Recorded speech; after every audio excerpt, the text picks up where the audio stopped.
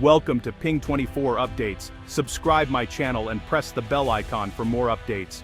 Tonight a seismic shift is underway in Southeast Asia, a region where the balance of power is constantly in flux and every move is watched closely by the world. The Philippines, a nation of over 7,000 islands, is finalizing a landmark deal to acquire the advanced KSS-III submarine from South Korea. This is not just a routine military upgrade, it's a bold leap forward, signaling a new era for the country's defense capabilities. This isn't just a military purchase, it's a declaration of intent to defend its sovereignty with new strength and determination. The acquisition sends a clear message. The Philippines is ready to protect its interests and assert its place on the regional stage. For years, the Philippine Navy has been limited to surface ships, patrolling vast waters but lacking the stealth and reach of submarines. Now, with this new capability, the Navy gains a silent, unseen threat beneath the waves, one that can operate undetected and project power far beyond its shores.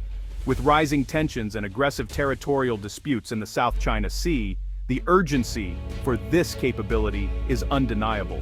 The region has become a flashpoint, with rival navies maneuvering for advantage and sovereignty constantly challenged.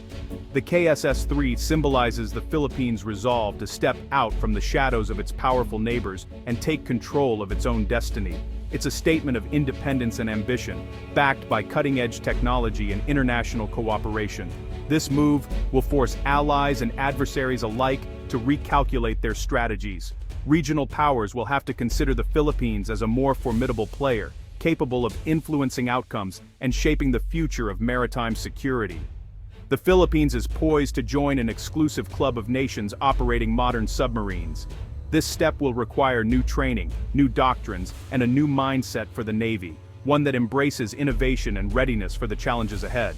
This marks a profound shift from a purely defensive posture to one of credible deterrence. The ability to operate beneath the waves changes the strategic equation, giving the Philippines a powerful tool to safeguard its future. Tonight, we explore what this historic decision means for the Philippines, its people, and the future of maritime security in the region.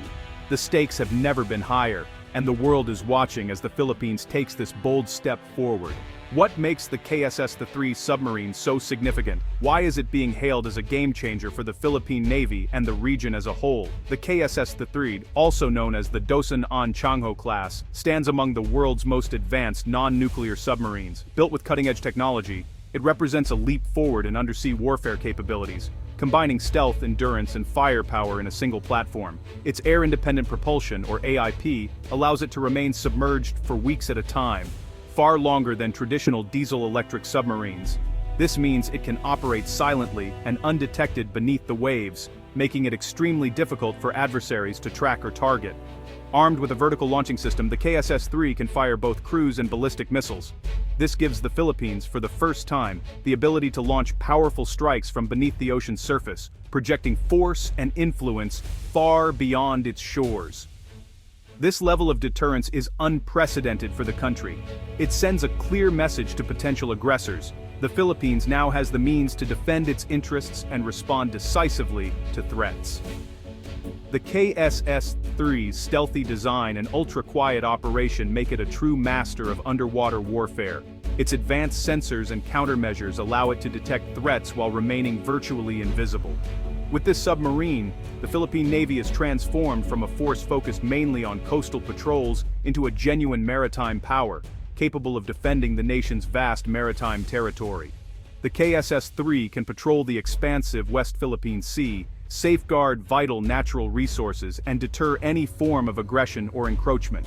It ensures that the Philippines can assert its sovereignty over its waters.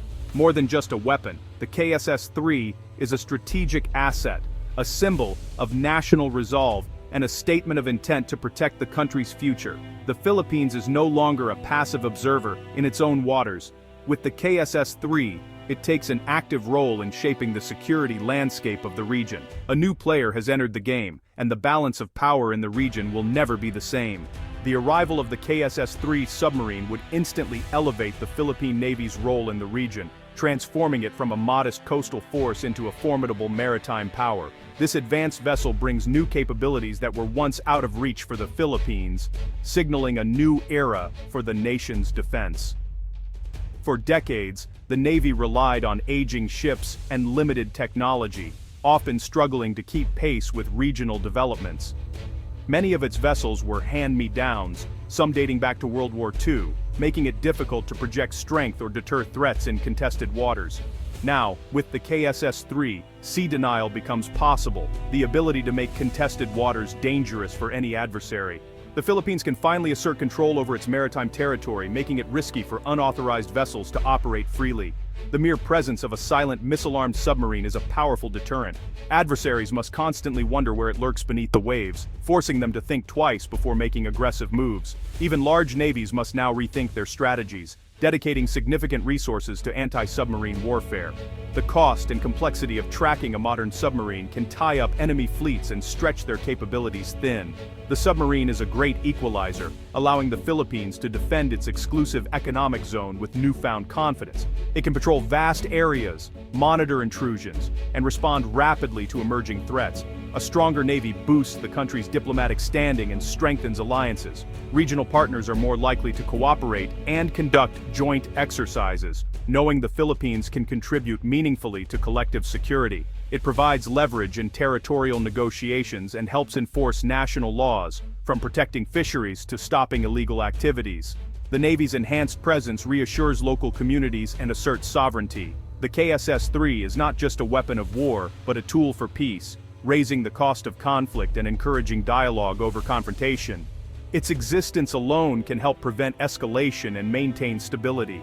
It protects fishermen, secures resources, and preserves the marine environment. By deterring illegal fishing and safeguarding marine life, the Navy ensures that future generations can benefit from the sea's bounty. This marks a shift from reactive defense to proactive control. The Navy can now anticipate threats, plan complex operations, and coordinate with allies more effectively than ever before. The Philippine Navy can now shape the maritime environment, influencing events rather than simply responding to them. This newfound capability changes the balance of power in the region. The West Philippine Sea may never be the same. With the KSS-III, the Philippines stands ready to defend its waters, protect its people, and secure its future. South Korea's offer goes beyond submarines. It's a comprehensive partnership. The deal includes building a dedicated submarine base, with specialized facilities and security. South Korea will provide design expertise and technical assistance, likely at a strategic site like Subic Bay. Training is central. Filipino crews will undergo intensive instruction in South Korea, learning everything from operations to advanced tactics. This knowledge transfer is as valuable as the hardware itself. Technology transfer is also part of the package, enabling the Philippines to maintain and repair submarines locally.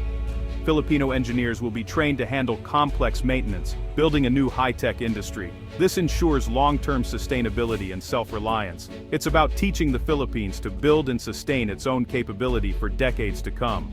A submarine program is a multi-generational commitment. The initial purchase is just the beginning. Maintenance and upgrades will cost much more over decades. The Philippines must develop a new culture of precision, safety, and technical expertise. Building a core of skilled submariners and technicians will take years. The first generation will train abroad, then return to establish local schools and doctrine. Technology will evolve, requiring ongoing modernization and investment. Strategic partnerships and homegrown innovation will be essential. This journey demands patience, funding, and a national consensus on its importance.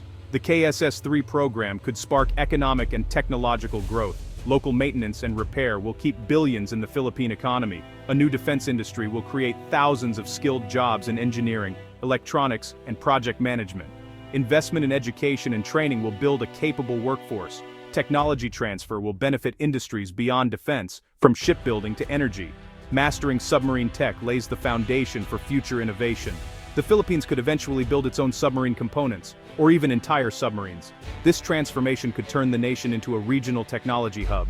The path to acquiring the KSS-III is filled with risks. The financial burden is immense and could impact other military needs. The Philippines faces a steep learning curve with no prior submarine experience. Safety, training, and maintenance must be flawless to avoid disaster. Acquiring such a weapon could escalate regional tensions and trigger an arms race. Deep reliance on South Korea for support and upgrades creates strategic dependence. There's a risk of overreach. Impressive hardware is useless without robust support systems. Success depends on matching ambition with realistic, well-funded planning.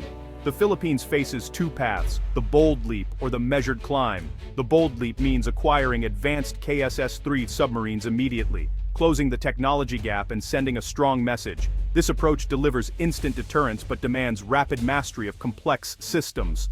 Crews would train on the very platform they'll operate for decades. The alternative is the measured climb, starting with smaller, less advanced submarines to build skills and infrastructure gradually. This path reduces risk and financial strain, allowing the Navy to learn and grow. Proponents argue that true capability comes from experienced people, not just advanced hardware.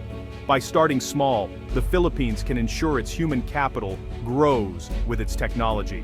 Only after mastering the basics would it move to advanced submarines. The measured climb prioritizes long-term sustainability over immediate impact. The choice will define the nation's future. The heart of the submarine program is its people. Submariners must be intelligent, disciplined, and resilient, able to thrive in isolation and high-pressure environments. Selection and training will be rigorous, covering everything from naval architecture to emergency procedures. The first generation will train abroad, then return to teach the next. Maintenance culture is equally vital. Precision and safety are non-negotiable. Technicians must be obsessed with quality, knowing lives depend on their work.